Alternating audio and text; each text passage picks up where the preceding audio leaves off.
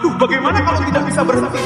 3 cara untuk menghentikan cekukan. Cara pertama, tahan napas. Setelah menarik napas dalam-dalam, tahan napas, dan ketika tidak bisa menahan lagi, hembuskan napas perlahan. Kamu harus bernapas. Apa kamu ini? Ini diafragma, otot bantu paru-paru napas. Saat kontraksi, paru-paru membesar, hirup udara. Saat rileks, paru-paru mengecil, hembus udara. Tekan. Ketika berkontraksi, udara akan tersedot masuk menghasilkan suara cekukan melalui tenggorokan. Prinsipnya seperti ayam mainan yang berteril. Cepat menghentikan cekukan.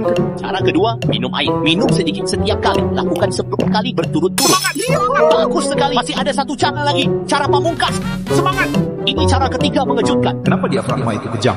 Ada banyak penyebab seperti tekanan udara cepat suhu atau stres. Kamu malam nonton siaran cewek cantik?